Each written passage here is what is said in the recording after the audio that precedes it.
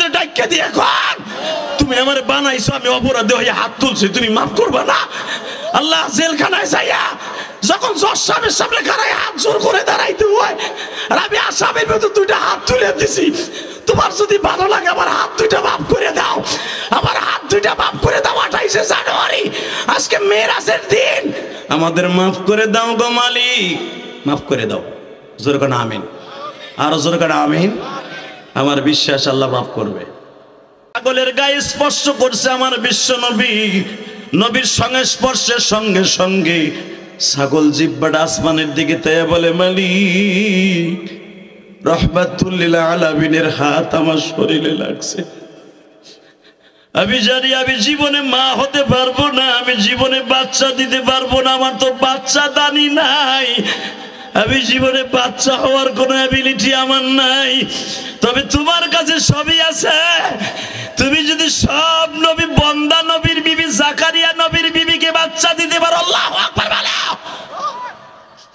জাতির পিতা ইব্রাহিমের বন্দা বিবিরে যদি বাচ্চা দিতে পারো, জাকারি নবীর বিবিকে যদি 100 বছর বয়সে বাচ্চা দিতে পারো, তুমি জাকারিয়াকে প্রথম বলছিলে তোমার বিবি বন্দা, জীবনে বাচ্চা হবে না, জাকারি নবীর চোখের পানির খাতিরে যদি ইয়াহিয়াকে দিতে পারো, মালিক তুমি সবই পারো, বাচ্চা ছাড়াও দুধ দিতে পারো। মারিয়ামকে যদি স্বামী ছাড়া বাচ্চা দিতে পারো, আমার দয়ার নবী, আমার মায়ার নবী,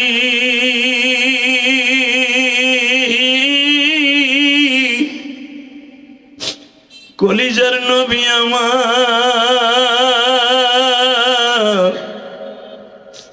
আমার পেটের নিচে হাত দিছে, আমার থেকেই সে দুধ খাইব।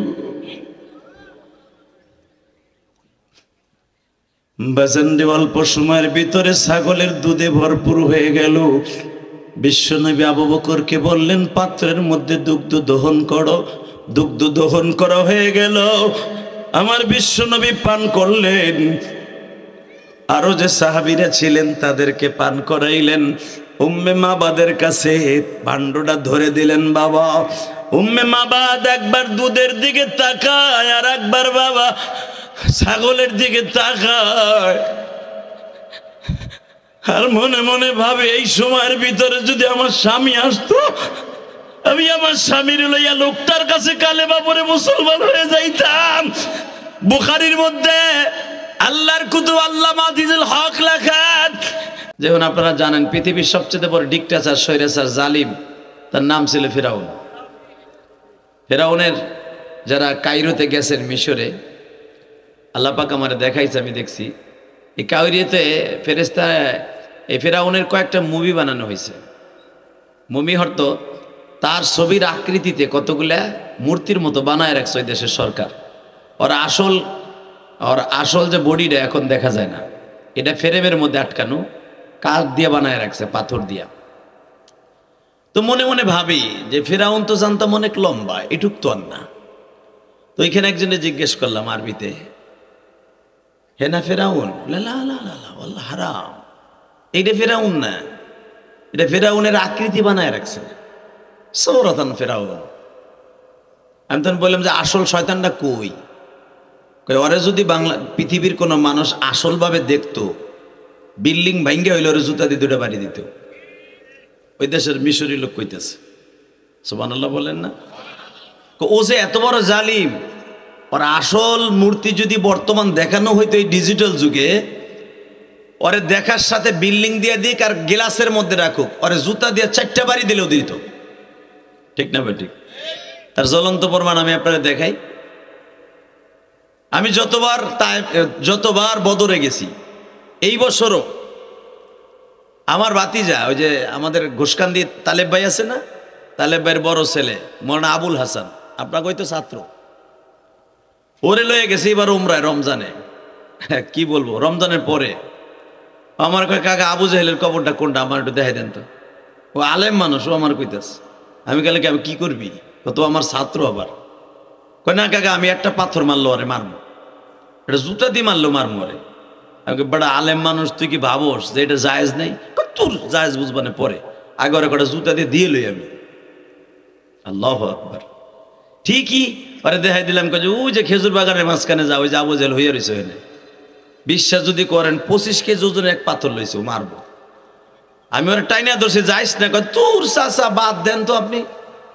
যাইয়া মারতে মার 25 কেজি একটা দিল মাইরা, মাইরা দিয়া স্যান্ডেল দিয়ে আরো 8টা 10টা গোটা সাহেব 10টা 12টা বাইরে দিয়া দাঁড়ায় দাঁড়ায় কান দেয়। আমি গেলাম কান্দস কে? কাকা আমি জানি এটা না যায়জ, কিন্তু মনের আবেগ ধরে রাখতে পারি না। কোনো আমার নবীর এমন মায়েরও মারছে, ওর নেতৃত্বে একটা দুইটা মাইর দেয় নাই। আমার নবীরে মারতে মারতে গাল চোখ লাল বানায় লাইছে, তারপরে বদমাশ সারে নাই, এরপরও মারছে, এরপরও চাবুক দিয়ে মারছে। এরপরে আবার ওর নেতৃত্বে নবী আমার সেজদায় গেছে, সেজদার মধ্যে পচা উঠে নারী বুড়ি, 21 দিন আগের পচা উঠে নারী বুড়ি বোখারিতে আসছে। বাবু সালাতের মধ্যে দেখবেন 21 দিন আগে পয়সা রয়েছে নারী বুড়ি উঠ, সে পচা নারী বুড়ি, দুর্গন্ধযুক্ত নারী বুড়ি নবীর পিঠের উপরে চাপাই দিছে।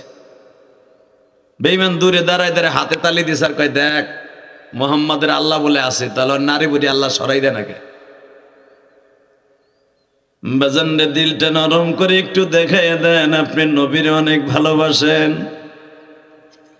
এই হাদিসগুলা কেন আবু বকর বর্ণনা করেছেন, আবু হুরায়রা কেন বর্ণনা করেছেন? আবু হুরায়রা তো মক্কার ছেলে না, আবু হুরায়রা হইতেছেন রাবি, আবু হুরায়রা হইতেছেন মদিনার সাহাবী। বাবা আবু বকর বর্ণনা করে, আবু হুরায়রা রে চোখ দিয়ে দেখতাম দেখতাম প্রতিবাদ করতে পারতাম না। যে উতবা বিন রুবিয়ার নেতৃত্বে পয়সার বিনিময়ে আমার নবীর সিজদারত অবস্থায় উঠে নারী বুড়িগুলো চাপাই দেয়া হইতো, এই বদমাশ গুলা জাবালে সাফার পিছনে দাঁড়ায় দাঁড়ায় হাতে তালি দিত আর হাসতো। ডরে যাইতো না যদি নবীর নারী বুড়ি সরাইতে যায় আমাদের বাড়িঘর ভাঙবে। আছে না? কথা কর না কেন? আমাকে দেশেই তো আছে, একবার আলমগীর লোকে ভাঙ্গে আর একবার টুটুলের লোকে ভাঙ্গে। এ কথা সত্য না মিথ্যা? সত্য কথা কইতে কারো ডরাইবেন না, আপনার কিচ্ছু হইব না। কথা কর না কেন? আল হক মররুন, এই মুসলমানের বলা। মারামারি লাগে আপনার লাগে, আপনার আমার গিরায় জোর থাকলে, টাকার মালের জোর থাকলে আমি সামনাসামনি ঘুষাঘুষি করবো। কথা ঠিক না বেঠিক? মানুষের গাড়িতে হাত দেয়, মানুষের বাড়িতে হাত দেয়, এটা তো জায়েজ নাই। কথা কর না কেন? এই যে কয়েকদিন আগে সিরাজগঞ্জ আমি গেছি, আমার গাড়িটা ভাঙছে, গাড়িটা থুইছি সিপার মধ্যে, থুইয়া ভাত খাইতে গেছি। আমার ড্রাইভারে কয় আপনি হুজুরের কাছে একটু ঘুরে আহেন। আমার ড্রাইভার তো বুঝে নাই, ও আলেম মানুষ, ও আমারে দেখতে আইছে, হুজা আমারে নিতে আইছে। এই ফাঁকে মাত্র 2.5 মিনিটের মধ্যে অন্ধকারের মধ্যে গাড়িটারে পিটাই পিটাই ভাঙছে। এটার নাম কি বাহাদুরি? কথা কর না কেন? এটার নাম বাহাদুরি। বাহাদুরিতে তারে বলে যে আসো না, তোর হাতে লাঠি একটা থাকুক, আমার হাতে থাকুক, অথবা মামলা কোমর দে, তোর মাল কত আছে, আমার মাল কত আছে। কথা ঠিক না বেঠিক? এই জন্যই তো কোরআনে বলেছেন রসুলের যুগে কারো বাড়ি ঘর ভাঙা হতো না, রসুলের যুগে কোনো বাচ্চার গায়ে হাত দেওয়া হতো না, রসুলের যুগে কোনোদিন কোনো মহিলার গায়ে হাত দেওয়া হতো না। বাহাদুরি আসস মাঠের মধ্যে প্রমাণ হবে। কথা কর না কেন? রাগ করতেছেন আপনারা? আল্লাহ আপনাদের হেফাজত করুক, জোর করে আমেন। এই যুগটা খুব কঠিন যুগ। আল্লাহ আল্লাহ। তো রসুলের যুগে এমন একটা সময় আছিল যখন মুসলমানের তেমন শক্তি নাই, তারা আল্লাহ রসুলের এই নারী ভুরি চাপাই দেওয়ার দৃশ্যটা দূরের থেকে দেখতো, কিন্তু ডরে বাড়িঘর জ্বালায় দিবে আবু জেহেলের বাহিনী, স্ত্রী পুত্রের গায়ে হাত দিবে, শিয়ানা মায়ের গায়ে হাত দিবে, রাস্তাতে বের করে পিটাবে, এই ডরে রসুলের কাছে যাইতে সাহস পাইতো না। কিন্তু রসুলের সবচেয়ে যে প্রিয় সাহাবিগুলি, এরা দুনিয়ার কোনো ভয় পাইতো না, রসুলকে বাঁচাবার জন্য পাগল হয়ে যাইত। কথা মনে বুঝাইতে পারি না আপনাদেরকে? ভালো করে বুঝেন, দিলের কাটে বুঝবেন। আমি আপনাদেরই সন্তান, আপনাদেরই সন্তান। বেশি বলি, ভালো বলি, এটা মনে রাখতে হবে। আমারই কলিজার টুকরা ভাই, আমারই কলিজার টুকরা সন্তান, আমারই কলিজার টুকরা চাচতো ভাই, মামাতো ভাই। কথা ঠিক না বেঠিক? আরে মিয়া, অন্য জায়গার বোয়ালের চাইতে আপনার দেশের ফুটির দাম আল্লাহর কাছে বেশি। হকবুল ওয়াতনি মিনাল ঈমান, বিশ্বনবী বলে দেশের মানুষকে ভালোবাসা এটাও একটা ঈমানের অঙ্গ।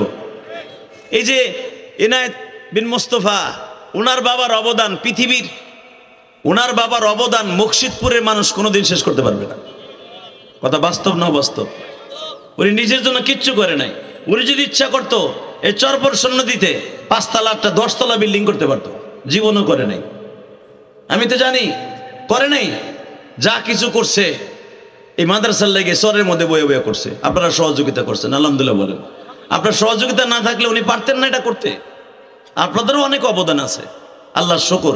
এই যে ওমর ফারুক সাহেব, আপনাদের ছত্রছায়া, আপনাদের আত্মীয়, এখানে তার নানার বাড়ি, এখানে মামার বাড়ি, মামাদেরকে ধরে আল্লাহ পাকের ইচ্ছায় বড় আলেম, ভালো আলোচক, আজকে আপনাদের সাথে একসাথে থাইকা আল মারউ মা মান হাব্বা, তার সাথে আপনার ভালোবাসা, সম্প্রীতি, বন্ধন, ভালোবাসা দিয়া আজকে এত বড় একটা প্রতিষ্ঠান করে ফেলেছে।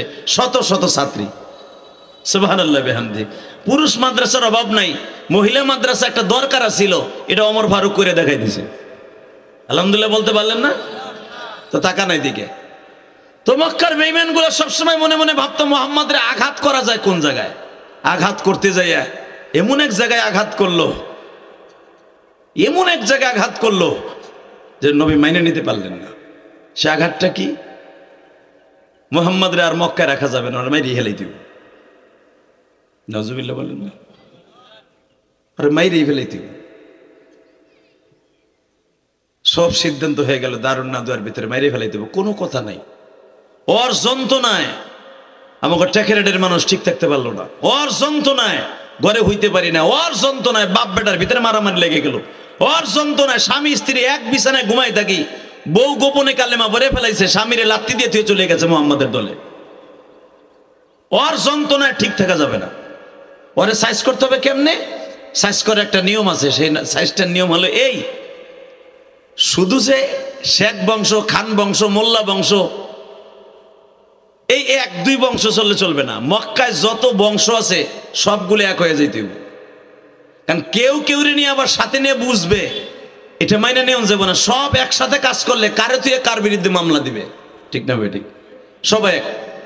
আপনার জানা আছে সব মানুষগুলো এক হয়ে গেল, সব মক্কার সব বেঈমানগুলো এক হয়ে গেল। যারা উমরা করতে গেছেন, হজ করতে গেছেন, একটা জায়গার নাম আছে দারুন নাদুয়া। আল্লাহ আমাদের মাফ করে দেখ, জোরে কানা আমিন। আজকে এমন একটা দিন, আপনি কি জানেন?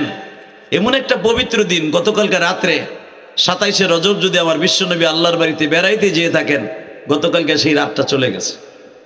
আজকে হলো দিন, আজকে কিন্তু সরকারি ছুটি। সরকারি ছুটি যখন আজকে, বুঝতে হবে এই দিনটার দাম আল্লাহর কাছে ছুটি হিসেবে আছে। কথা ঠিক না? ঠিক। আল্লাহ তো মক্কার বেঈমানগুলো সব এক হয়ে গেল যে মুহাম্মদকে আর চিরতরে রাখা যাবে না। ওরে রাখতে গেলেই ঝামেলা, ওরে রাখতে গেলেই বাপ বেটার মধ্যে মারামারি লাগবে, বাপ বেটার মধ্যে কাটাকাটি লাগবে, বাপ বেটার মধ্যে রক্তপাত হবে। এটা কোনো রকম মেনে নিয়ে যাবে না, আর জীবনের তরে শেষ করে দিতে হবে। এক জায়গায় বসে আলোচনায় বসলো। আলোচনার সভাপতি হইতেছে ইবলিস শয়তান। ইবলিস শয়তান পাশে বসে সিদ্ধান্ত দিল, শোনো, তোমরা যে প্রস্তাব নিছো এই প্রস্তাবই সবচেয়ে উত্তম প্রস্তাব। মুহাম্মাদের রাখলেই ঝামেলা, আরে জীবনের তরে মেরে ফেলাইতে হইব। ঠিক করা হলো মক্কার সবচেয়ে বড় ক্যাডার, আমার দিকে তাকাবেন আর চোখের পানি ছাড়বেন, মক্কার সবচেয়ে বড় গুন্ডা, সবচেয়ে বড় জানোয়ার, সবচেয়ে বড় জানোয়ার উতবা বিন রুবিয়া, উতবা, সাহেবা, মুগিরা, এই বড় বড় বদমাশগুলারে ঠিক করা হইল মুহাম্মদ আজকে রাত্রি শেষ করে দেওয়া হবে। নাউজুবিল্লাহ বলেন না? আচ্ছা, আপনাদের কাছে আমি একটা কথা জিজ্ঞেস করি, আমার নবী কি শত্রু ছিলেন? আমার নবী কি দুশমন ছিলেন? সন্ত্রাসী ছিলেন? অবশ্যই তো চোরা ছিলেন। হ্যাঁ,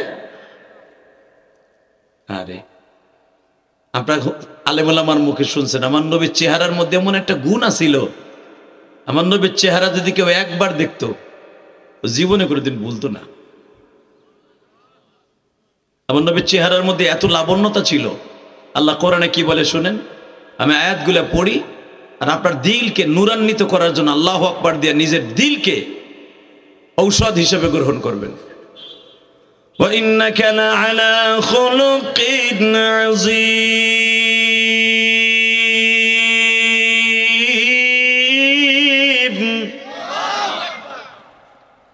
ইয়া আইয়ুহান নাবিয়্যু ইন্না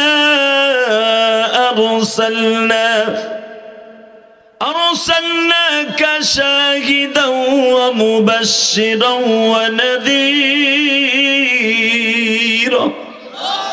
وداعيا إلى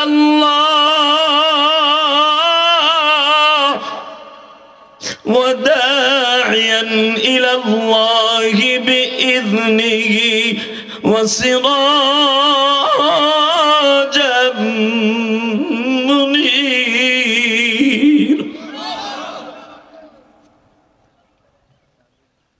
পৃথিবীর কোন মানুষকে আমার আল্লাহ সিরাজাম মুনির বলে নাই। ওয়ানলি ওয়ান একজন মানুষকে সিরাজাম মুনির বলে আল্লাহ ডাক দিয়েছে। বাজান দুনিয়ার সেরাক দুনিয়ার আলোর সিস্টেম হলো বাতি জ্বলতে হলে নেগেটিভ পজিটিভ দুটো লাগে, ঠিক না ঠিক? আপনি খালি লাল তারটা লাগান তো বাতির সাথে জ্বলবে না, জ্বলবে? কালোটাও লাগাইতে হবে, নেগেটিভ পজিটিভ। আর আমার নবী এমন একটা বাতি গো বাবা, যেই বাতির কোনো কারেন্ট লাগে না, ঠিক না ঠিক? যেই বাতির কোনো কারেন্ট লাগে না, যেই বাতির কোনো কিছু লাগে না গো বাবা, ওই বাতিটা এমন একটা বাতি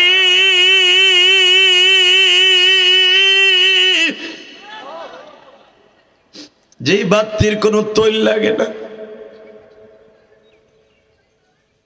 যেই বাতিটা এমন একটা বাতি দেখলে আলো হয়ে যায়। আরো জোরে কোন। আজকে সেই বাতিটারে চিরতরে স্তব্ধ করে দেওয়ার জন্য মক্কার মানুষগুলো সব উঠে পড়ে লেগে গেল। সবাই সিদ্ধান্ত নিল মুহাম্মদকে মাইরে ফেলতে হইব। সারা মক্কার বেঈমানগুলো ঘরের চারপাশ দিয়া দাঁড়ায় গেছে, আজকে মেরে লইব। হালাকি এর কয়েক মাস আগে মক্কায় এমন একটা পর্যায়ে চলে আসলো, বিভিন্ন প্রকার ষড়যন্ত্র, বিভিন্ন প্রকার লুটতরাস, মারামারি, খুন খারাপি যত কোয়ালিটিতে আছে সব করার জন্য তারা প্রস্তুত। তার ভিতরে এই যে মেয়েরাজ আজকে যে একটা আলোচনা, মারহাবা বলেন। আজকে সকালবেলা আবু জেহেল ডাক দিয়ে কইতেছে, মুহাম্মদ এদিকে আহত ভাতিজা, চাচা তোমার বউটা তো মারা গেছে তাই না? হ্যাঁ। তোমার চাচাটাও তো মারা গেছে তাই না? হ্যাঁ। এখন তোরে যদি মারি তোর কোন বাপে টাকাইব? হ্যাঁ রে, নাউজুবিল্লাহ, ডাস্তে কইলেন। দেখছেন আমার নবী যদি কারো দিকে একটু থুতু মারতেন, থুতু, ওর জীবন ধ্বংস হয়ে যেত। তারে ডাক দিয়ে বেয়াদব কি কয় শুনছেন? আচ্ছা তোর সবচেয়ে বড় বাহাদুরি দেখাইতি খাদিজার, মারা গেছে। তোর চাচার সবচেয়ে বাহাদুরি দেখাই দিতে, তোর চাচা সবচেয়ে বড় শক্তিশালী, তোর চাচার জন্য কোনোদিন তোরে সাইজ করতে পারি নাই, আজকে ওই চাচাটাও নাই। এখন তোরে মারলে কে ফিরাইব? আমার নবী তো আপনার আমার মতো অভদ্র না। লাডি একটা ধৈরেই কইব, পারলে কিছু করতে দেখি, কেউ নাই তাতে কি হয়েছে, এখনো তো জান শরীরে আছে, ঠিক না বেঠিক? আমি হলে তো তাই কইতাম। আমার নবী শান্ত গলায় কি উত্তরটা দিলেন, চাচা ওয়া ইন্নাকা লাআলা খুলুকিন আযীম। স্রষ্টার সৃষ্টিজীবের মধ্যে যদি উৎকৃষ্টতম চরিত্রের অধিকারী দিয়ে কাউকে আল্লাহ বানায়, সে ব্যক্তি হলো আমি। আরো জোরে। আবু জেহেল বলে, তোর চরিত্র দিয়ে মাথা ধুয়ে দিয়ে খামু, তুই আমার পোলারে আমার কাছে সিনাই নিতে চাস? তুই আমার বাতিজার আমার কাছে সিনাই লেগেছিল, আমার নেতা, একসাথে রাজনীতি করছি, একসাথে রাজনীতি করছো। ওমর যদিও বয়সে ছোট, ছেলেটারে লয়ে গেছো ভাগায়া, তোর দলে লয়ে গেছো। আমার মনে কি কম কষ্ট? তোরে যদি কোনোদিন সুযোগ পাই একবার হান দাই দেবো, কিন্তু মুহাম্মদ। নাউজুবিল্লাহ বাড়িতে যে কই, নাউজুবিল্লাহ করলেই কেন লাভ, এখানে অনেক লাভ, আপনি জানেন না কত লাভ। আমি আবার বলছি, তোরে যদি কোনোদিন সুযোগ পাই, সেদিন আমি আবুল হেকাম একবার হান দাই দিব। এই কথাটা কোরআনে আল্লাহ রেকর্ড করে কি বলে জানেন? আরে আল্লাহ, নবীরে যেই হান্দাই দিতে চাইতো আল্লাহ আর হান্দাই দিত। আবুল আহাব আমার নবীরে থাপ্পড় দিছে, থাপ্পড়। আবুল আহাবার হাত দুটাকে ধ্বংস করার জন্য আল্লাহ ডাইরেক্ট কোরআনে অর্ডার দিলেন, তাব্বাত ইয়াদা আবি লাহাবিও। এ জিব্রাইল, আমি আল্লাহর ফরমান, আবুল আহাবের হাত দুটারে দুই টুকরো করে দে। তাব্বাত ইয়াদা আবি লাহাবি ওয়া তাব মা আগনা আনহু মালুহু ওয়া মা কাসাব সায়াসলা নারান যাতা লাহাবি ওয়া ইমরাআতু হাম্মালাতাল হাতাব। খালি ওরে না, আবুল আহাবরে ধরিস না, ওর মাল দর, এবং ওর যার একটা কুটনি বেজন্মা বউ আছে ওইটারও দর। আল্লাহু আকবার বলতে পারলেন না? এই আল্লাহ শুধু পৃথিবীতে একজন নেতার বউরে ডাইরেক্ট ধরতে বলছে, একজন নেতার বউ, সে নবীর আপন চাচি, এই উম্মে জামিল। এই উম্মে জামিল কিন্তু কুরাইশ বংশের মেয়ে, সম্ভ্রান্ত পরিবারের মেয়ে। এই উম্মে জামিলের বাড়িতে আল্লাহ পাক বহুতবার আমারে নিছে। জাবালে সাফার কেবলই দক্ষিণ পাশে দেখবেন, ওদের সীমারেখার ভিতরে এখনো পর্যন্ত পাহাড় ভাঙতে পারে নাই সরকার। এদের খুব শক্তি এখনো পর্যন্ত, এখন অনেক শক্তি মক্কায়, বাক্কা শহরে এদের অনেক শক্তি, এদের অনেক জন সম্পদ। এই উম্মে জামিল আবুল আহাবের বউ, এর কাম আছিল কি জানেন? 24টা ঘন্টা আমার নবীরে খালি কষ্ট দেয়া, আর কোনো কাম নাই। ও মানুষের ঘরে ঘরে হাইটা হাইটা কইতে, আমার লগে আজকে থাক, তোর পয়সা দিম, আজকে সারা রাত দিন আমার লগে ঘুরবি, তোর বেতন কত? এত, তোরে খালি বেতন দিমু, খালি মোহাম্মদের কুচ্ছ রটনা রটবি। তাই না? নাউজুবিল্লাহ বলার এই স্টাইলটা কি? এটাকে আমি ইলিয়াস রহমান জিহাদির বদনাম করবেন চার দোকানে বইয়া? এটা তো আমি ইলিয়াস রহমান জিহাদি না, উনি এমন একজন নবী, ওনার উম্মত হওয়ার জন্য সারা দুনিয়ার মানুষ অপেক্ষা করছে। সারা দুনিয়ার নবী আমার নবীর উম্মত হওয়ার জন্য বারবার দরখাস্ত জমা দিছে। আল্লাহ শুধু একজন নবীর দরখাস্ত কবুল করছে। 1,24,000 পয়গম্বরের মাঝে শুধু একজন নবীর দরখাস্ত কবুল হয়েছে, আর সব নবী আমার নবীর উম্মত হওয়ার জন্য দরখাস্ত দিছে। কি মনে করলেন আপনি তারে? তার কুচ্ছ রচনা করবি চার দোকানে বইয়া, মার্কেটে বইয়া, বাজারে বইয়া, পানের দোকানে বইয়া, গোসল করতে যাইয়া, ঘাট পাপড়ে বইয়া, সব জায়গায় বদনাম করবি। সমাজে এরকম কিছু লোক আছে কিন্তু, আর কাম নাই কাজ নাই, খালি স্ট্যান্ডে বইয়া শুনছো কি হয়েছে কি হন নাই, স্টাইল কি দেখেন বলার, হনো নাই না। এনায়েত বিন মুস্তফা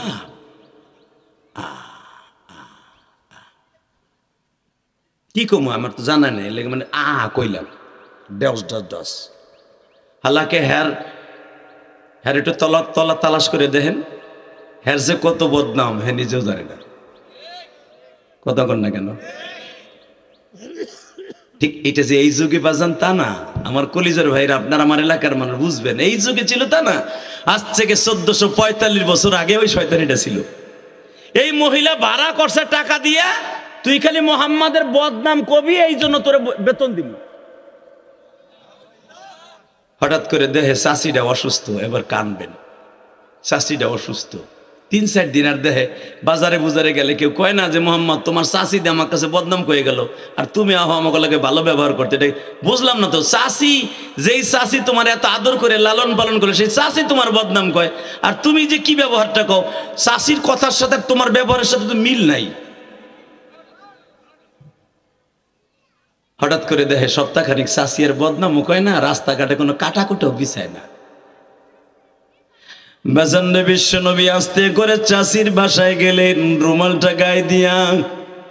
ঠিক দুপুরের দিকে যায় দেখে চাষি আমার ভাল্লুকে জ্বর হইছে।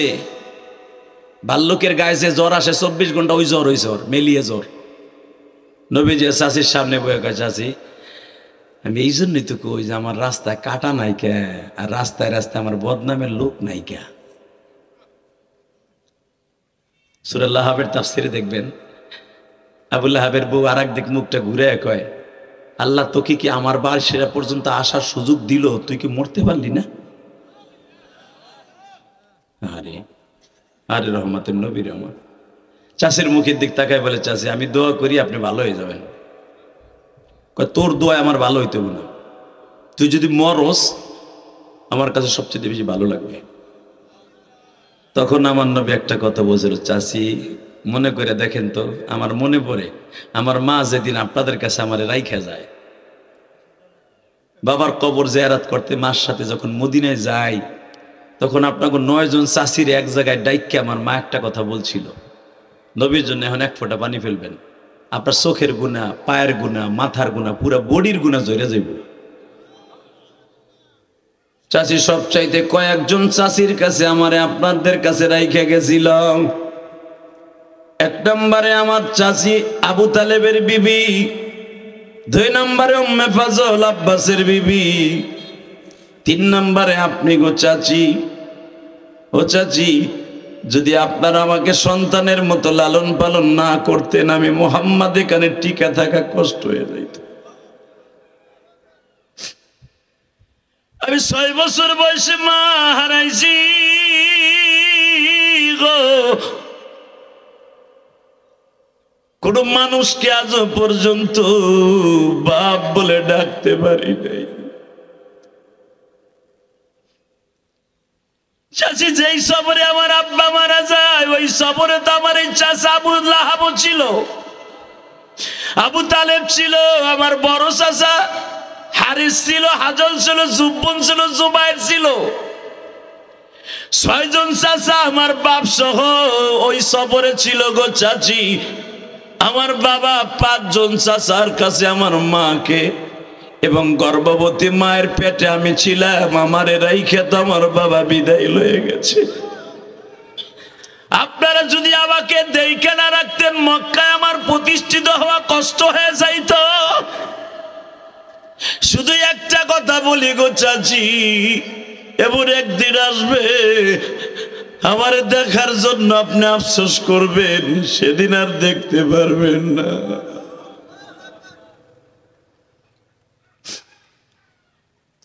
বাজান দেখেন তো, এক ফোঁটা চোখের পানি আজকে রজবের 27 তারিখ মেরাজের দিন রাত, গতকালকে চলে গেছে, আজকে মেরাজের দিন। যদিও মেরাজের দিনে কোনো রোজা নাই না। আচ্ছা আপনারা বলেন, একটা মানুষ তখনই মানুষের মৃত্যু কামনা করে যখন তারপর অধৈর্য হয়ে যায়, কথা ঠিক না? জানলা ও যদি সমাজতে মরে যেত অথবা একদিক চলে যেত, তাও আমরা বাঁচতে পারতাম। আমার নবী কি এমন কেউ ছিল? আবার নবী কি গজবের মানুষ? আবার নবীকে আল্লাহ এইভাবে কোরআনে ভূষিত করেছে। আমি আয়াতখানা পড়ব, চোখের পানি দিয়ে আল্লাহু আকবার বলবেন। আমার নবীর আল্লাহ এত উচ্চঙ্গের ভালোবাসা দিয়েছে। ওয়ামা আরসালনাকা ইল্লা রাহমাতাল লিল আলামিন।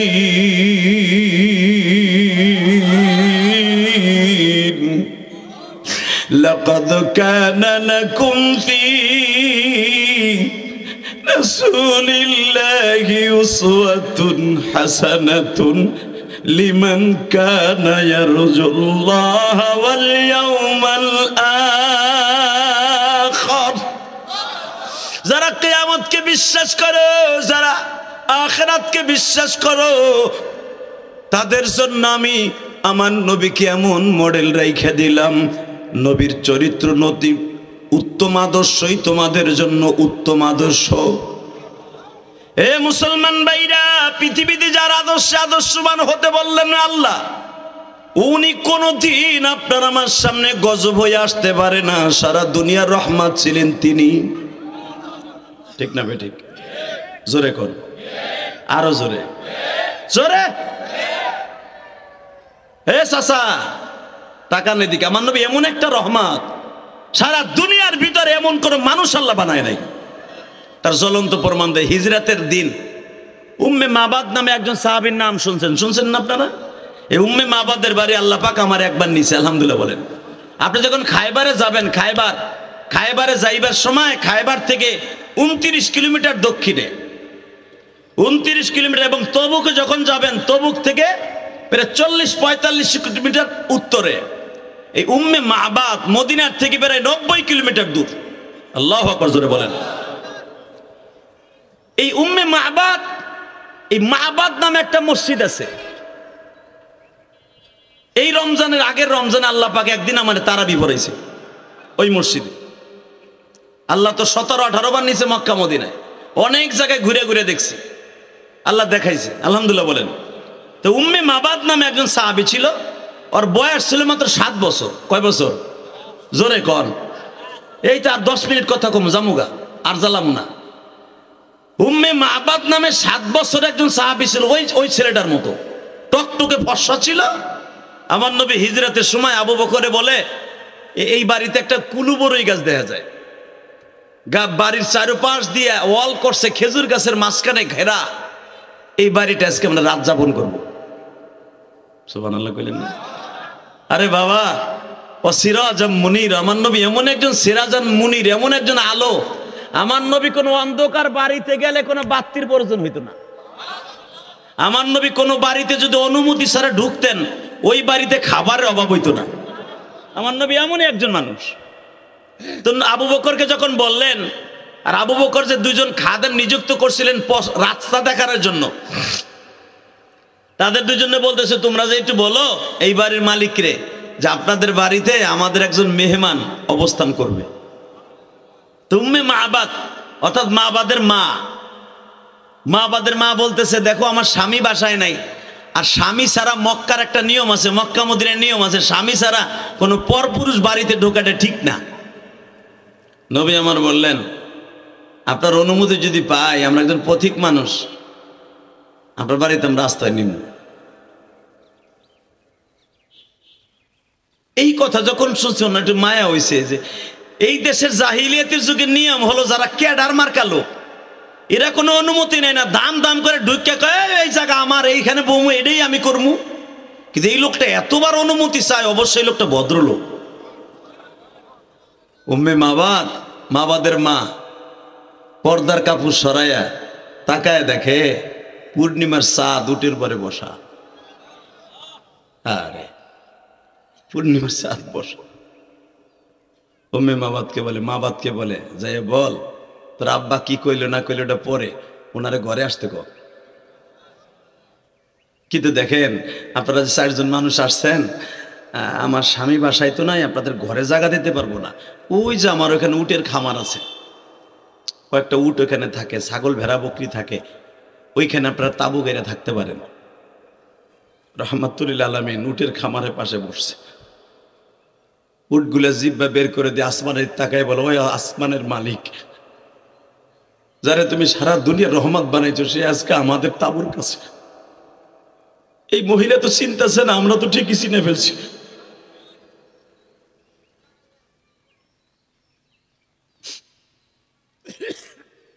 বেজান্ডে উঠেও খাবার খায় না, ভেড়া বকরিতেও খাবার খায় না। এমন নবী বলে আবু বকর রে, উম্মে মাবাদকে জিজ্ঞেস করো তার কোন ভেড়া বকরিতে দুধের ব্যবস্থা আছে। উম্মে মাবাদ বলে দেখেন আমার উটগুলাও গাভীন, যেটা আপনারা বুঝবেন ওটাই বলি, উট গাভীন, ভেড়া বকরি সবই গাভীন, দুধের কোন আলামত আমাদের ঘরে নাই। নবী আমার বলেন ওই যে আপনার ঘরের সামনে যে 2টা ছাগলি বান্ধা দেখা যায়, ছাগল ছাগল, ওর থেকে একটা ছাগলের থেকে একটা দুধের ব্যবস্থা করেন। উম্মে মাবাদ বলতেছে তোমার ওই নেতা কি পাগল নাকি? ভাবছিলাম বেটার মাথায় অনেক কিছু আছে, এই ছাগলের মাথার কি কেমনে থাকে, এটা তো বান্দা, এটার আমি বিক্রি করে রাখছি, এটা হলো হিজড়া, এটার কোনো ছেলে মেয়ে হবে না জীবন, এটা ছাগল, এটা দুধ দিবে না। নবী বললেন ওটার থেকে আমি দুধ দিব। আবু বকর যে বললেন আপনি আমার নবীর চিনেন না, ওনার নাম আখিরি জামানের নবী মুহাম্মদ রাসূলুল্লাহ। উম্মে মাবাদ বলে ও তাহলে এই লোক সে, ওনার বিরুদ্ধে হুলিয়া চালু হয়ে গেছে, ওনার ধরে দিতে পারলে 100 লাল উট পাওয়া যাবে। ওনার জায়গা দিয়ে তো ভুল করলাম, চরম ভুল, আমার বাড়ি ঘর থেকে একটু পরে আবু জাহেলের বাড়ি নষ্ট করে দিবে, ওনার বিরুদ্ধে তো অনেক লোক লাগানো আছে। হযরত আবু বকর বলেন শোনেন গো ভালো করে বুঝেন, ওনাকে মারার মতো মানুষ পৃথিবীতে কেউ জন্ম নেয় নাই। ওনারে ধরার জন্য সুরাকা বিন মালিক বহুত চেষ্টা করে নবীর তালাশ করেও পেয়েছিল, নবীর কাছে আসতে পারে নাই।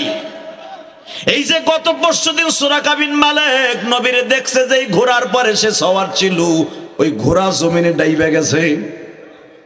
অতএব সুরাকা বিন মালিক চলে গেছে, নবীরে মারার মতো কেউ নাই, তোমার টেনশন নাই, এবার দিলটা নরম করবেন গো বাজার। দেখি আমার নবীর দেশে যাওয়ার জন্য কার কার নিয়ত আছে, নবীর দেশ দেখার জন্য নিয়ত যদি থাইকে থাকে, এই চোখ দিয়ে যদি নবীর দেশ দেখার নিয়ত থাকে, চোখের পানি আগে আনতে হবে।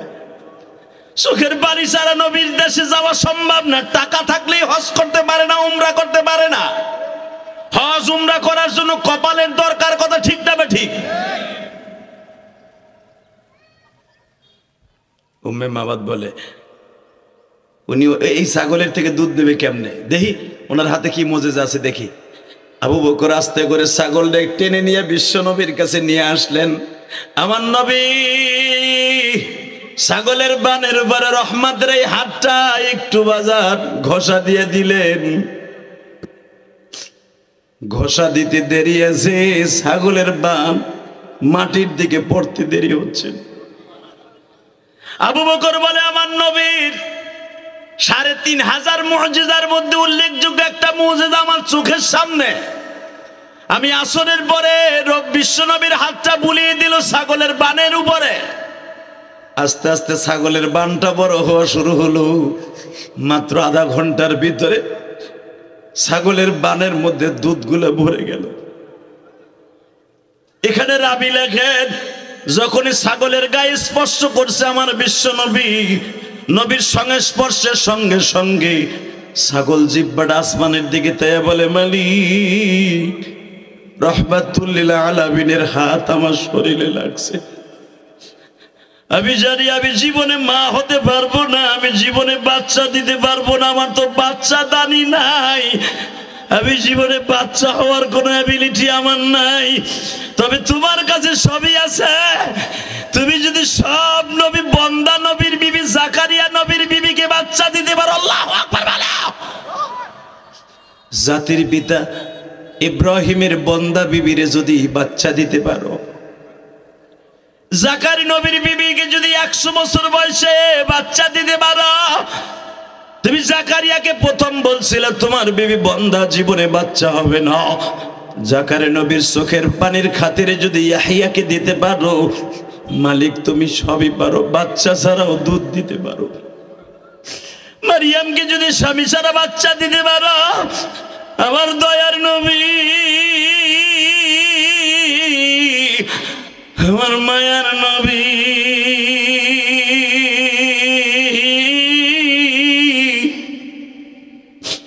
কলিজার নবী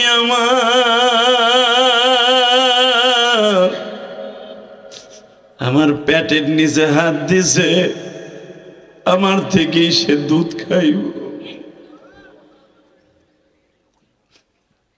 বাজানরে অল্প সময়ের ভিতরে ছাগলের দুধে ভরপুর হয়ে গেল। বিশ্বনবী আবু বকরকে বললেন, পাত্রের মধ্যে দুগ্ধ দহন করো। দুগ্ধ দহন করা হয়ে গেল। আমার বিশ্বনবী পান করলেন। আরো যে সাহাবীরা ছিলেন তাদেরকে পান করাইলেন। উম্মে মাবাদের কাছে ভাণ্ডটা ধরে দিলেন। বাবা, উম্মে মাবাদ একবার দুধের দিকে তাকায়, আর একবার বাবা ছাগলের দিকে তাকায়, আর মনে মনে ভাবে এই সময়ের ভিতরে যদি আমার স্বামী আসতো, আমি আমার স্বামীর লইয়া লোকটার কাছে কালেমা পড়ে মুসলমান হয়ে যাইতাম। বুখারীর মধ্যে আল্লাহর কুতুব আল্লামা আজিজুল হক লেখেন, আমার নবী যখন পরের দিন বের হয়ে গেলেন, একদিন মাঝখানে থাকতে না থাকতেই আবি মাহবাদ আসছে। এখন দিলটা নরম করবেন গো বাবা। আবি মাহবাদ অর্থাৎ মাহবাদের বাবা আসছে। মাহবাদের বাবা ঘরে ঢুকেই জিজ্ঞেস করে, তুমি এত দামি সেন কোথার থেকে কিনছো? পুরো বাড়ি কেন এত ঘেরান? উম্মে মাহবাদ বলে, এই ঘেরান আমাদের নয় গো, এই ঘেরানের যে মহাজন সে চলে গেছে।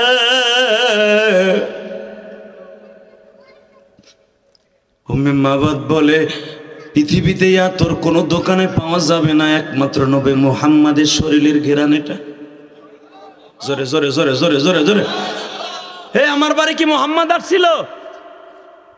উম্মে মাহবাদ কান্দে আর বলে, তোমার আমার কপাল খারাপ, তুমি থাক, সে থাকতে কেন তুমি আসলে না?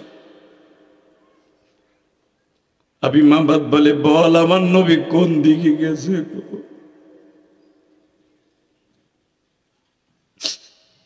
উম্মে মাহবাদ কান্দে আর বলে, তুমি শুধু ঘেরানটাই দেখলে, তুমি দেখো তো এই ছাগলটা চিনুনি? বলে, এটা তো আমার বাজা ছাগল, বন্দা ছাগল। দেখো ছাগলের বানের মধ্যে কত দুধ।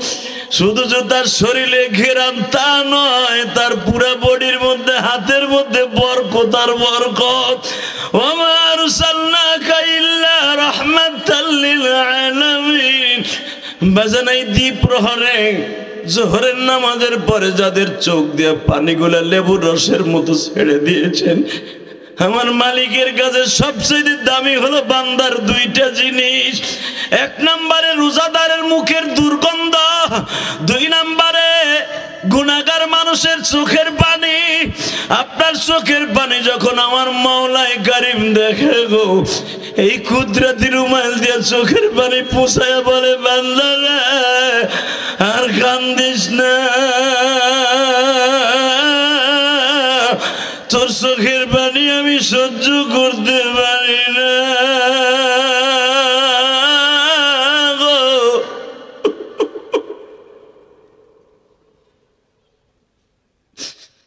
বাজানার মাত্র 1 মাস 2 দিন পরে মাহে রমজান শুরু হয়ে যাবে। বাজান দুইটা পায়ে হাত দিয়ে বলবো গো বাবা,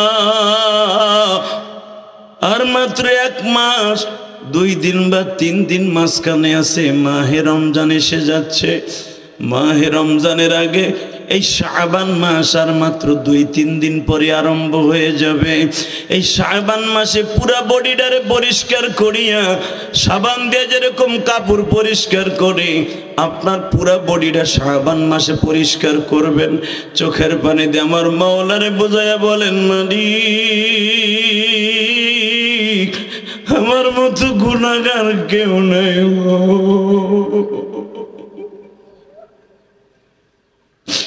আমার মতো গুনাহগার কেউ নাই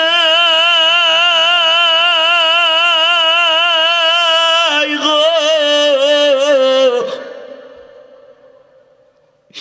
জীবনে কত অন্যায় করছি, যদি একদিনের অন্যায়ের হিসাব দিয়ে নাজাত পাইতে হয়, আমি আব্দুল করিম, আব্দুল জলিল, আব্দুর রহিম, আব্দুল জব্বার, আব্দুল গফফার, আমি জীবনে হিসাব দিয়া গুনাহ মাফ করে যাইতে পারবো না, একমাত্র তোমার রহমতের ছায়াতল ছাড়া।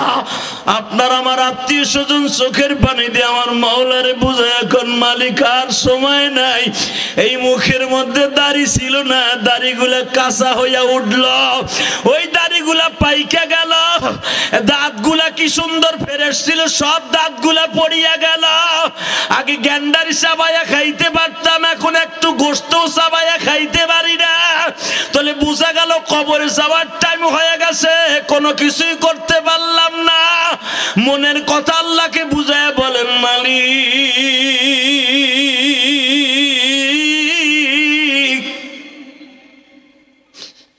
তুমি মাফ না করলে কার কাছে যাইয়া দাঁড়াবো? যদি এইভাবে বুঝাইয়া বলতে পারেন, চোখের পানি এখনই কবুল হয়ে যাবে। বলেন তো আল্লাহুম্মা আমিন। আল্লাহু আকবার জোরে বলেন তো, আল্লাহু আকবার আরো জোরে বলেন। আল্লাহ কি মাফ করতে পারে না? পারে, বিশ্বাস হয়? আমার নবী একটা আয়াত পড়লেন, কুল ইয়া ইবাদিয়াল্লাযীনা আসরাফু আলা আনফুসিহিম লা তাকনাতু মির রাহমাতিল্লাহ ইল্লা মান তাবা ওয়া আমানা ওয়া আমিলা আমালান সালিহা ইউবাদদিলুল্লাহু সাইয়্যাতিহিম হাসানা ওয়া কানা আল্লাহু গফুরুর রহিমা। এই আয়াত নাযিল হওয়ার পরে রাসূলের কাছে একজন সাহাবী এইভাবে খোরাইতে খোরাইতে আসছে। মারহাবা বলেন। পূর্ণিমার চাঁদের মতো চেহারা, যার চেহারা রূপ ধারণ করে জিবরাইল 40 বার নবীর কাছে আইছে। আরে আরো জোরে কোন, যখন 40 বার আইছে বুঝেন জিবরাইল তার রূপ ধারণ করে কেমন সাহাবী এটা। হঠাৎ করে বিশ্বনবীরে বলে, ইয়া রাসূলুল্লাহ আপনি যে বললেন সব গুনাহ মাফ হয়ে যাবে, সব গুনাহ মাফ হবে, আমার মনে বিশ্বাস আসে না। নবী বলে, আমি বলার পরে বিশ্বাস আসে না, এমন কি গুনাহ কও? নবী শুনবেন তাহলে, বলো আমার নাম সেই দাহিয়া। কোন দাহিয়া? তুমি লেশ লেশ মাহফি মুশকিল, কি সমস্যা তোমার? তুমি কোন দাহিয়া? লেশ। হুজুর আমি সেই দাহিয়া, আমার নিজের হাতে 151টা মেয়েকে জিন্দা দাফন করছি। পৃথিবীতে আমার মতো পাষণ্ড মানুষ আল্লাহ একজনও বানাইছে কিনা আমি জানি না। নবী বলে, তুমি কি বললা? ওয়াইদাল মাউদাতু সুইলাত বিআইয়ি যামবিন কুতিলাত। তোমাদের মতো যারা মেয়েদেরকে জিন্দা দাফন করত, কিয়ামতের মাঠে তোমাদেরকে আল্লাহ প্রশ্ন করবে। ওই মেয়েটা বলবে, বিআইয়ি যামবিন কুতিলাত, বাবা আমার অন্যায় কি ছিল, কেন তুমি আমার জিন্দা দাফন করছো? তুই কি সেই দাহিয়া? জি দাহিয়া, আমার জানতে খুব ইচ্ছা করে তুই কেমনে জিন্দা মানুষ দাফন করতে, তোর কি মায়া লাগতো না? সব বাদ দিলাম। অন্য মেয়েদেরকে আমি দাফন করতাম পয়সার বিনিময়ে, কিন্তু আমারটা দাফন করছিলাম কিসের বিনিময়ে তাই বলেন? আপনি যে বলে ফেললেন সব গুনাহ মাফ করবে, আমার বিশ্বাস সব গুনাহ মাফ হইব না। নবী বলে আমি গ্যারান্টি দিলাম তো সব গুনাহ মাফ। আরো জোরে, আরো জোরে। শুধু গুনাহ মাফ না, ইউবাদদিরুল্লাহু সাইয়্যাতিম হাসানা। যত গুনাহ করছো গুনাহ মাফ হবে তো হবেই, খালেস তওবা করলে ওই গুনার জায়গাটা ফিল আপ করবে আমার আল্লাহ, ভরপুর করবে নেকের দ্বারা। দাহিয়া আমি বলে আমি এটাও বিশ্বাস করি না, কিন্তু এই গুনাহ মাফ হইতে পারে না। 151টা মেয়েরে আমার নিজের হাতে দাফন করছে, এর ভিতরে 4টা 5টা মা সহ দাফন করছে। কারণ মা দৌড়ে আমার সাথে পাও চাইপে ধরছিল, আমার মেয়েটারে নিও না, আমার মেয়েটারে মাইরো না। ইদা বুশিরা হাদুম বিল উনসা দাল্লা ওয়াজহা মুসাওয়াদ্দা ওয়া হুয়া কাদিম। ও নবী, এই মদিনা মক্কার মধ্যে যখনই মেয়ে হয়তো এই খবরটা শোনা যাইতো, জাল্লা ওয়াজহা, সমস্ত বাবার চেহারাটা পূর্ণিমার চাঁদের জায়গায় আমাবস্যার অন্ধকারের মতো হয়ে যাইত।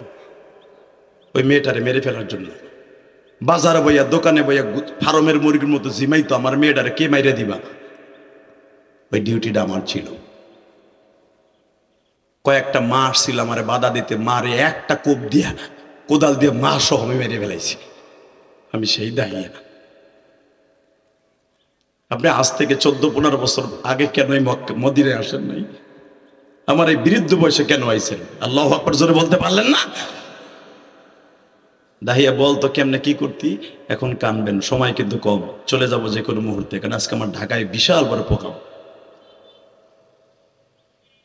বাবা, আমার এই গ্রামের মানুষগুলা এত বড় গুনাহ কোনোদিনও করেন নাই। করছেন? করেন নাই। দাহিয়া বলে হুজুর আমার লাইফের ইতিহাস জানেন? জানেন না। আপনার বয়স কত হবে তাও আমি জানি না, তবে আমি দাহিয়ার চাইতে আপনার বয়স বেশি না। আল্লাহু আকবার জোরে বলতে পারলেন না? বরঞ্চ আমি আপনার থেকে বয়সে বড়ও হতে পারি। কিন্তু আমার দুঃখের বিষয়, আপনি যে বললেন লা তাকনাতু মির রাহমাতিল্লাহ, আমার নবী বলে এটা আমি বলি নাই, আমার আল্লাহ বলেছে। আল্লাহ মাফ করে দিবে, আল্লাহ মাফ করে দিবে। ইউবাদদিরুল্লাহু সাইয়্যাতিম হাসানা ওয়া কানা আল্লাহু গফুরুর রহিমা, আল্লাহ নিজে বলেছেন। বলো নবী, তাহলে শোনেন, আমি সিরিয়ার উদ্দেশ্যে ব্যবসায় গিয়েছিলাম। এমন হইয়া সিরিয়া হয়ে আসতে 6 মাস টাইম লাগতো। আমার বিবিকে 7 মাসের গর্ভবতী লাইখা রেখেছিলাম সিরিয়ায়। সিরিয়া যাইবার সময় বউরে কয়ে গেছিলাম, এখন তো আল্ট্রাসোনোগ্রাম করার সিস্টেম আছে, ওই যেমন তোর বোঝার সিস্টেম না, ছেলে হবে না মেয়ে হবে। আমি দাহি আমার বউরে বলে গেছিলাম, যদি আমার মাইয়া হয় তুই নিজে দাফন করে দিস, তাহলে তুই আমার বেটার বউ, একবারে 100 বউ। আর যদি তুই আমার মাইয়া হওয়ার পরে না মারস, মনে করবো তুই আমার শত্রু। কিন্তু হুজুর, আমার বউ ডেলিভারি হওয়ার মাত্র 15 দিন আগে চলে গেছিল অন্য জায়গায় ভাড়া, গহীন এলাকায় চলে গেছিল, যেন এলাকার মানুষ বুঝতে না পারে আমার ছেলে হয়েছে না মেয়ে হয়েছে। ওখানে যে হয়েছে আমার মেয়ে। নবী বলে মেয়ে হয়েছে তাতে তোর ঘরে একটা জান্নাত হয়েছে। নবী আগে শোনেন, আমার বিবি মনে মনে ভাবলো এখানে রাইখে যদি আমি বাচ্চাটা কোলে করে আমার বস্তিতে যাই, আমার এলাকার মানুষ আমার তিরস্কার মারবে, আমার স্বামীর কাছে বলে দিবে নিষ্ঠুর স্বামী আমার মেয়েটাকে মেরে ফেলবে। আমি এখান থেকে একজন দাইমা ঠিক করলাম, দুধমা ঠিক করে আমার মেয়েটা পালতে দিয়ে দিলাম। আমার মেয়েটাকে পালতে দিয়া নবী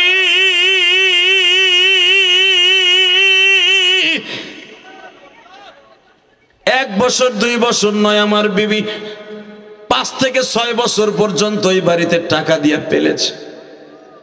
5 বছর পরে হঠাৎ করে আমি কাজের থেকে ফিরে আসি, দেখি আমার বাড়িতে একটা মেয়ে ঘুরঘুর করে, আমার সাথে চেহারার মিল আছে। আমি আমার বিবিরে জিজ্ঞেস করলাম, এত সুন্দর কবুতরের বাচ্চার মতো মেয়েটা কার? যখনই কইছে কার, নবী আর সহ্য করতে পারে নাই। নবী আমার চোখের পানি ছাইড়া দিছে যে তুই দাহিয়া অনেক কামি করবি। দাহিয়া তুই কি ওই মেয়েটারে মারছিলি? ইয়া রাসূলুল্লাহ, এই জন্যই তো বলছি পাইকারি দামে বলেন না, সব গুনাহ মাফ হইব।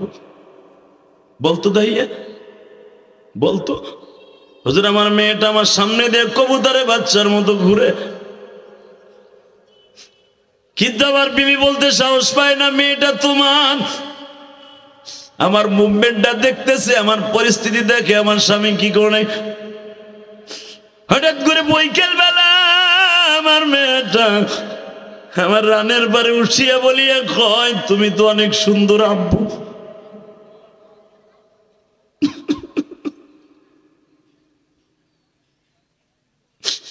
নবী আমার চোখটা বন্ধ করে বলে, দাহিয়া রে, শুনছি পাষণ্ড জানোয়ারের মতো কাজ করতো জাহিলিয়াতের যুগ, তুই কি করলি? নবী বলে, লোমহর্ষক ঘটনা নবী, এখনো শেষ হয় নাই, আমার পাঠ এখনো শেষ হয় নাই। কি করলি রে দাহিয়া?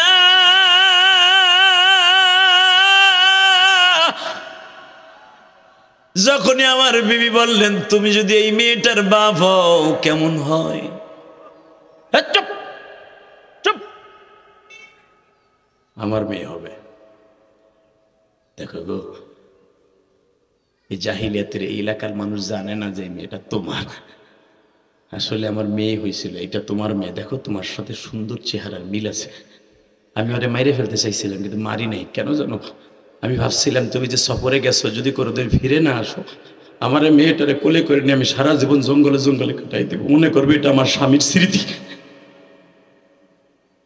দাহিয়া বলেন, নবী গো, ওই যে কোরআনের কথা, ইদা বুশিরা আহাদুম বিল উনসা ওয়াল্লাহ ওয়াজহা, শয়তান আমার এমন ভাবে ধোঁকা দিল, আমার চেহারার মধ্যে কোরআনের ভাষা, আমার কথা না এটা, আমার চেহারার মধ্যে আমাবস্যার মতো অন্ধকার হয়ে গেল। আমার বিবির একটা থাপ্পড় দিয়ে খাটের উপরে ফেলাই দিয়া বললাম, আওয়াজ করবি না, আওয়াজ করলে তোরে শেষ করবো আগে। কোন আওয়াজ করবি না, কেউ যদি শুনতে না পারে যে আমার মেয়ে হয়েছিল। হুজুর, আমার মেয়েটার আমি ঘাড়ে করে নিয়ে গেলাম। মেয়েটা তখন বারবার আমার ঘাড়ে চুমা দিতে ছিল আর বলতেছ, আমি আজও পর্যন্ত আব্বুর কোলে উঠে নাই, তোমার কোলে উঠছি। তুমি কেমন আব্বু লাগো, তুমি কেমন আব্বু লাগো। আজও পর্যন্ত আমি কেমন আব্বু বলে ডাকি নাই। সঙ্গে সঙ্গে নবীর মনে পড়ে গেছে, আমিও তো 6 বছর বয়সে মা হারাইছি, আমিও তো ওই বছর মতো কাউরে বাপ বলে ডাকি নাই। দাহিয়া রে, তুই কি করলি বল রে দাহিয়া? নবী আমার বাড়ির থেকে 12-13 কিলোমিটার দূরে চলে নিয়ে গেলাম। সৌদি আরব যারা সফর করছেন বাবা, এখনই তো বাবা মক্কার থেকে মদিনার থেকে কিছু দূর গেলে আর বাড়িঘর নাই। এই ডিজিটাল যুগে যদি না থাকে, ওই যুগে তারও বাড়িঘর ছিল না। নবী মেয়েটার এইভাবে ঘাড়ে করিয়া ফেলাইয়া যখন জানোয়ারের মতো লয়ে যাইতেছি, মেয়েটা বারবার বলে, আব্বু আমার ঘাড়ের মধ্যে ব্যথা লাগতেছে। আমি মেয়েটার কোনো কথা না শুনিয়া নিজের হাতে কোদাল দিয়ে গর্ত খনন করলাম। যখন গর্ত খনন করতেছি, ছোট্ট ছোট্ট সিলেটের বালুর মতো পাথরের কণাগুলা দাড়ির মধ্যে ঢুকতেছে। নবী আমার চোখটা বন্ধ করে বলে, দাহিয়া রে, সত্যি কি তোর মেয়েটারে তুই দাফন করলি? বলে, নবী এখনো শেষ হয় নাই, আপনি না কইছেন সব গুনাহ মাফ হইব, শোনেন আগে। এরপরে কি করলি? আমি আর শুনতে চাই না, বল এরপরে কি? নবী, গর্ত হয়ে গেল, আমি বুঝতে পারছি, আন্দাজ করতে পারছি আমার মেয়ে আর উঠতে পারবে না। আমি একটা লাথি দিয়ে মেয়েটারে ফেলাই দিয়ে প্রথম আমার কোদাল দিয়ে একটা বাড়ি দিলাম আমার মাথার উপরে।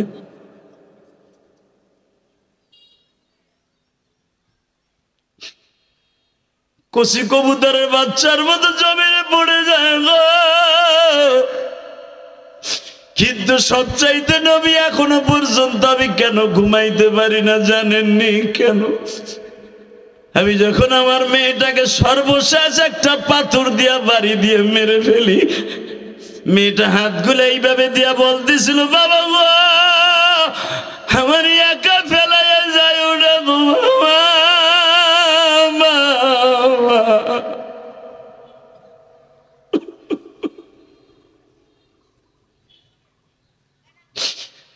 নবী আমি আমার মেয়েটার যখন মেরে মাটি দিয়ে রেখে আসলাম, বাড়িতে আসার পরে দেখি আমার বিবি আমার বাড়ি ছাইরা চলিয়া গেছে। আমি রাতের অন্ধকারে একা একা ঘুমাই। ঘুমের ঘরে আমার মেয়েটা প্রতিদিন আমার ডাকে। যখনই ঘুমের মধ্যে ডাক দেয়, আব্বা আমার একা রাইখা যাইও না গো আব্বা।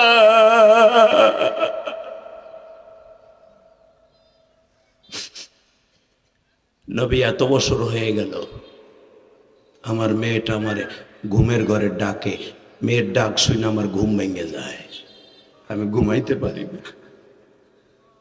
নবী এবার বলেন আমার এই গুনাহ মাফ হইব না? নবী বলে তোরে তো টার্গেট করে কয় নাই রে দাহিয়া, আল্লাহ বলছে যত গুনাহ করবা যদি শিরক না হয় আমি মাওলা মাফ করে দিব। আর তুমি যখন এই জানোয়ারের কাজ করছো তখন তুমি আনোয়ার ছিল না, এখন কালেমা পরে হইছে আনোয়ার, এখন তো আর করবো না রে দাইয়া, রব্বে কারিম তোমারে মাফ করে দিছে। আমার কলিজার ভাইরা, আমার বাজানরা যারা বসে আছেন, মালিকরে একটু বুঝাইয়া বলেন, মালিক আমি জানি এমন গুনাহ করছি, ওই গুনার কথা যদি আমার বিবি জানতো একটা দিন আমারে বাতরাইন দেখাইতো না। জীবনে এমন গুনাহ করছি বন্ধু মহলে বসে, যদি আমার বন্ধু জানতো আমারে বন্ধুর খাতায় রাখতো না। আমার গুনার কথা যদি আমার বাবাই জানতো, আমার বাবা আমার ছেলে হিসাবে পরিচয় দিত না। আমার গুনার কথা যদি এই টাকারাটের মানুষগুলো জানতো, কোন দোকানে আমার চা খাইতে ডাকতো না। আমি ইলিয়াসুর রহমান জিহাদের কেউ একটা আদর করে ডাইকা স্টেজে বসায়া কথা শুনতো না, আমারে কেউ ডাইকা মোহাব্বত করতো না। এত গুনাহ করছি আজও পর্যন্ত তুমি কারো কাছে বইলা দাও নাই। আমার বিশ্বাস আছে তুমি কারো কাছে যখন বলো নাই, গোপনে চোখের পানি ফেললে মাফ করবে, এটাও আমার বিশ্বাস আছে। আল্লাহ ওই বিশ্বাসে বসে আজকে দিনের বেলায় কান্দাছি গো, আমার জনম দুঃখিনী মা নাই বাবা। এই যে একটা কবর আমার সামনে দেখতাছি, আমি বুঝের হওয়ার পরের থেকে এই কবরটা দেখতাছি। এই কবরটা কার আমি তা জানিও না। হ্যাঁ, যদি আপনাদের দুইটা পাও ধরে বলে দিয়ে যাই, এরকম একটা কবর আমারও হবে, ঠিক না ঠিক? এমন একটা কবর আপনারও হবে। দুনিয়ার সব বাহাদুরি বন্ধ হয়ে যাবে, চোখ দুইটা বন্ধ হওয়ার সাথে সাথে আপনার আবার কবরে কি অবস্থা হবে জানি না। তবে কবরের কথা চিন্তা করে যদি মেহেরবানি করে কোনোদিন কোনো একটা মাহফিলে বসে চোখের পানি ছেড়ে দেয়, একদিন আল্লাহরে বুঝাই কইতে পারেন, আল্লাহ আমার মাফ করে দেও না, আমার বিশ্বাস আপনার চোখের পানি কবুল হবে। কারণ আমরা তো দাহিয়ার মতো এরকম জানোয়ারের কাজ করি নাই, কথা ঠিক না বেঠিক? আমরা দাহিয়ার মতো কোনোদিন এইভাবে মানুষকে হত্যা করে জীবিত জিন্দা দাফন করি নাই। আমার মালিক আমার মাফ করবে না কেন? বড় বিশ্বাস আছে আল্লাহ আমাদের মাফ করবে। আশা আছে না নাই? আছে, বলেন তো আল্লাহু আকবার। হাত দুটো আসমানের দিকে উঠে আল্লাহর জোরে একটা ডাক দেন তো, ডাক দেন, ডাক দেন, ডাক দেন, আজকে জোরে একটা ডাক দেন, দেন। আজকে 28শে জানুয়ারি দিনের বেলা দেন, ডাক দেন। আপনারা সবাই আমার আত্মীয় স্বজন, 28শে জানুয়ারি জোহরের নামাজের পরে আল্লাহকে জোরে একটা ডাক দিয়ে দেখায় দেন। আল্লাহর জোরে জোরে ডাককে দিয়ে কন, তুমি আমারে বানাইছো, আমি অপরাধী হয়ে হাত তুলছি, তুমি মাফ করবা না? আল্লাহ জেলখানায় যাইয়া যখন জজ সাহেবের সামনে খাড়ায় হাত জোর করে দাঁড়াইতে হয়, আর আমি আসামের ভেতর দুইটা হাত তুলে দিছি, তোমার যদি ভালো লাগে আমার হাত দুইটা মাফ করে দাও, আমার হাত দুইটা মাফ করে দাও। 28শে জানুয়ারি আজকে মেরাজের দিন, আমাদের মাফ করে দাও গো মালিক, মাফ করে দাও। জোরে করে আমিন, আরো জোরে করে আমিন। আমার বিশ্বাস আল্লাহ মাফ করবে ইনশাল্লাহ। বলেন আল্লাহ মাফ করবে না? করবে ইনশাল্লাহ। বলেন আমার বিশ্বাস মাফ করবে। কেন করবে না? কেন করবে না? অতএব আমি আপনাদের কাছ থেকে বিদায়ের আগে একটা কথা বলবো, রব্বে কারিম যদি আমাদের মাফ করে দেয়, যে কাজগুলো করলে আল্লাহ খুশি হবে ওই কাজগুলো করার নিয়ত আছে না ইনশাল্লাহ? তার ভিতরে 1 নাম্বার কাজ করবেন, 5 ওয়াক্ত নামাজ পড়বেন। নিয়ত আছে তো? কে কে 5 ওয়াক্ত নামাজ পড়বেন দেখে আল্লাহকে হাত তুলে দেখান। আল্লাহ দেখো তো কি সুন্দর নিয়ত করছে আল্লাহ, আজকের দিনে তোমার নবী মিরাজের থেকে আসছে, মারহাবা বলেন। একটু 2টা মিনিট কথা বলে যাইগা, নামান হাত নামান। এই যে আজকের দিনটা, আজকের দিন, আজকে জানেন আপনি এই দিনের ফজিলত কত? রাত্রে আমার নবী 50 ওয়াক্ত নামাজ নিয়ে আসছে। আজকে সকালবেলা আবু জেহেল আমার নবীর ডাক দেখে, মোহাম্মদ নতুন কোনো খবর আসেনি? খবর আসেনি মানে চাচা, সুবহানাল্লাযী আসরা বিআবদিহি লাইলাম মিনাল মাসজিদিল হারাম ইলাল মাসজিদিল আকসা। চাচা আমি মসজিদে হারাম থেকে মসজিদে আকসায় গেছিলাম। আবু জেহেল ভেটকাই দিয়ে কি কয় জানেন? হ্যাঁ রে বেটা, এরকম একটা বাটপারি কথা আর জীবনে পাস না। হ্যাঁ, মসজিদে হারাম থেকে মসজিদে আকসা 6 মাসের রাস্তা, এটা কি সম্ভব যাওয়া? আমার নবী বলে, চাচা আল্লাহ সম্ভব করলেই সম্ভব।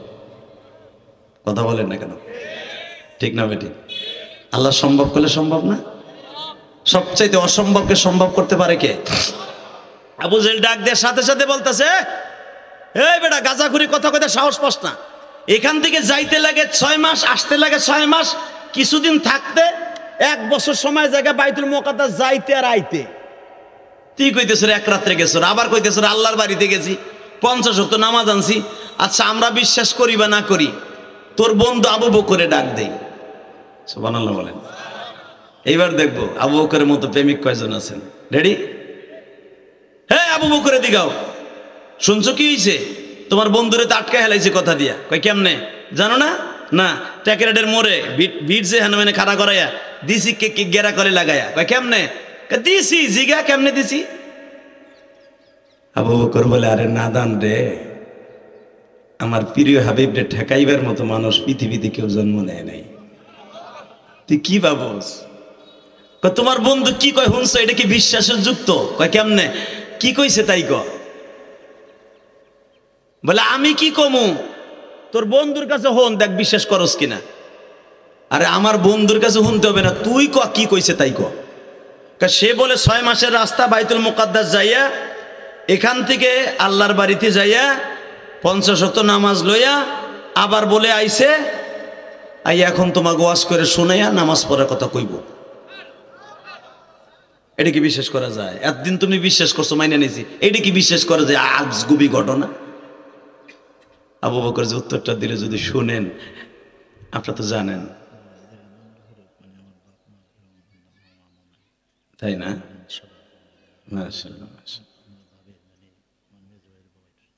বসুন, মারহাবা বলেন। আমি তো জানতাম না এটা এই যে ওমর ফারুক সাহেবের নানা নানি না, ওর বাবা মা এবং বড় ভাইয়ের কবর। আলহামদুলিল্লাহ বলেন। আল্লাহ আল্লাহ, তাকান এদিকে, এরকম একটা কবর আমারও হবে।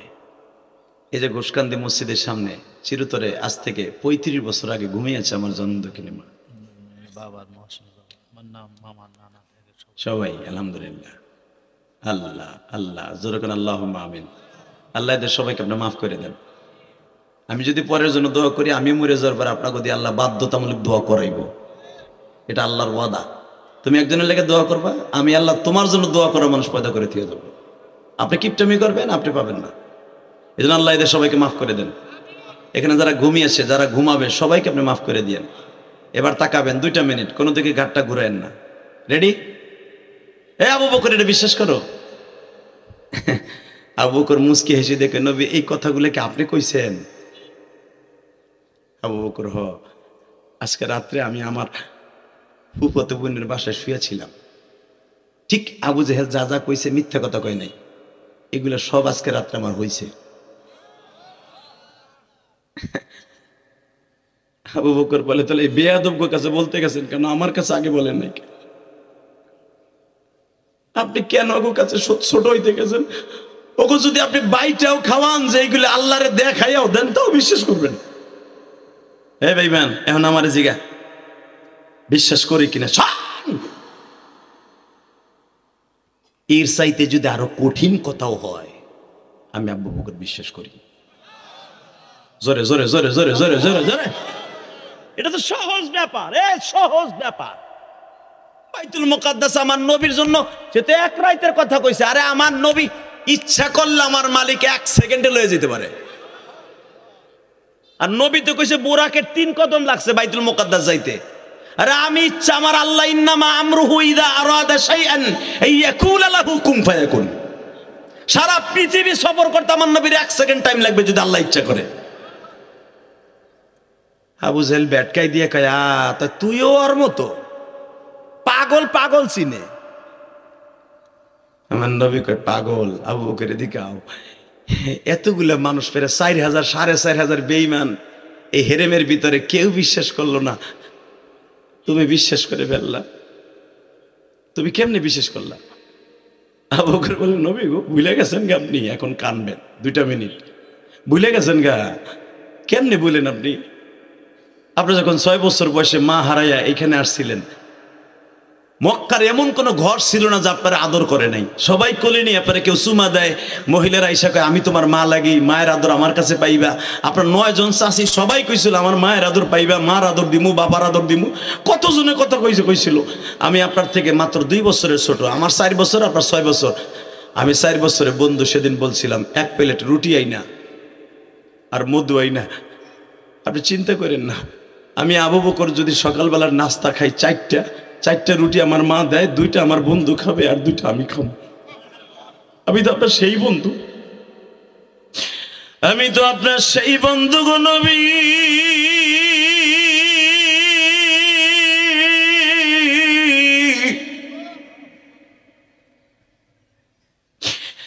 আমি সেই 4 বছর বয়সের দিকে দেখছি আমার বন্ধু জীবনে একটা কথা মিথ্যা বলে নাই।